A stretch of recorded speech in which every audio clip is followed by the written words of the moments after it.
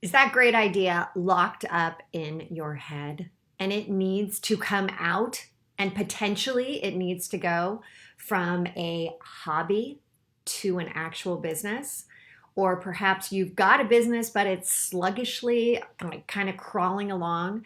This is the most important live you could be hearing right now because this is going to help you with 5 strategies to make sure that you are doing the right things to get your business started or to grow it.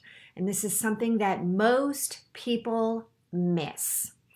I'm Hilary DeCesar, and I run a company called The Relaunch Company. We relaunch people into the next business, a better life after some transitions, some things that happen to us, right? Part of our life. And so, what we want to do is just give you the clarity, the plan, the actions, as well as the motivation and the accountability. So let's dive into those 5 strategies. For some right now, you might be thinking, hey, I need to make some extra money. Others, you might be like, hey, I've got a really cool idea, but it seems like the internet is pretty crowded these days. Everybody is coming up with another business idea. I want to make sure that you have a plan that you can start working on right now. So when you think about strategies, and I have been coaching executives and entrepreneurs for over 20 years, as well as running my own companies, as well as coming out of the corporate world. And the one thing that I just want you to really think about is get super clear on why are you doing this? Is it income that you want to make? And is it potentially that you're not really fulfilled in your job? Or you're concerned right now that job security of what we thought job security was isn't necessarily job security anymore.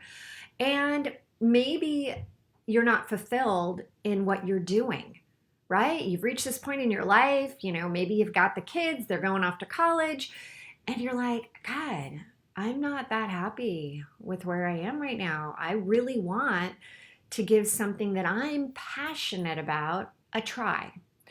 And if you're one of those that your business is kind of crawling along, listen to these strategies and go back and remember, why are you doing this? Because sometimes we forget about that, right? We do. We forget about like, hey, why did I start this business in the first place? It's not that exciting. It's not that interesting anymore.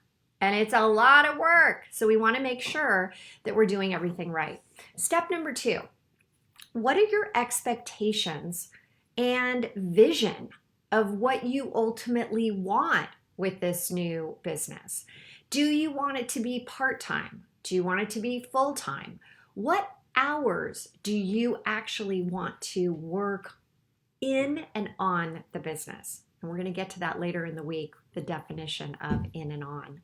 And how much fun do you want to have in this business? Is this something that, you're looking at doing this for a long time because you better enjoy it, right? We were talking about the Labor Day movement and how, 8 hours of work and 8 hours of recreation and 8 hours of rest kind of makes this balanced life. Well, what is your expectation? What's your goal? What do you want?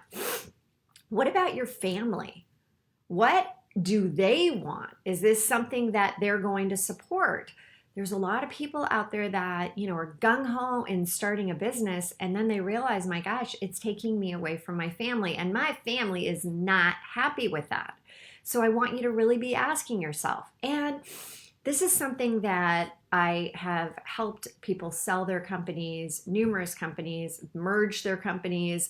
And the one thing that people forget is to think about the end result. What do you ultimately want? Do you want an exit? Do you want to keep this as a family business? Do you want to potentially merge with somebody? Do you want to have somebody else take it over? Do you want to sell it to maybe, and have somebody else run it? What do you want? Interesting questions that you just get a journal and just start writing things down. Step number 3. All right, I'm going to preface this with, this is the least fun part, or at least for me. Now, if you're a numbers person, awesome. And I'm going to help you along the way here become the baseline numbers person that we all need to be if we're going to be running a company. But you got to do it. It's the most necessary. So how are you going to fund it? How are you going to be able to do the things that you want to do in this business? And will this be your only source of income for your family? And if that's the case, how long is it going to take you to get to the point where it's actually making money for you? We've heard also about a hobby versus a business in IRS terms. And in IRS terms is once you have profitability for 3 out of 5 years, it's a business. Otherwise, it's an expense and it's a hobby. So we want to make sure that we can see a financial projection of how we're going to make money.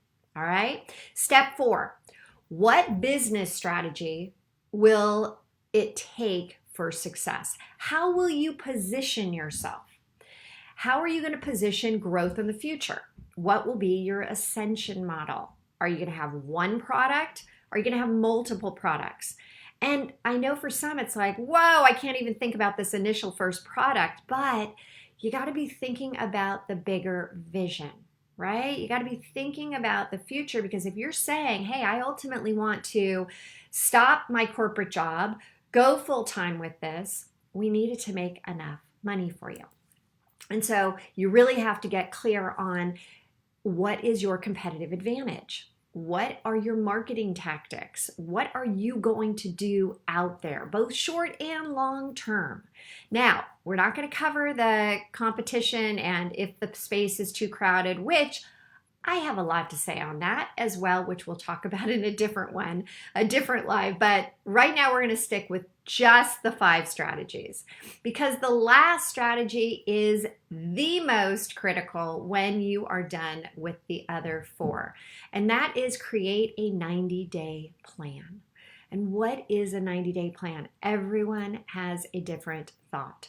But most importantly, it's these strategies that we just talked about. And then you have action items that are related. And again, when I talk long term, what's your year goal versus your short term, your quarterly goals? And that's when you can start to say, here are my top priorities, my top goals. And as we're coming into Q4, and then we're coming into Q1, I believe these are 2 of the most important quarters of the entire year. You're ending your year, you're looking back on what's happened, you're gaining perspective so that you can plan accordingly and you can come out of the gates in Q1 successful. So give this a try. Let me know. Let me know if one of these strategies was like, boom, I got to get started on that one. And again, be thinking, in order to be successful in the first quarter, you got to finish strong. And I know right now in today's times, that's hard to do, but this is your first step. So let me know what your first step is going to be today.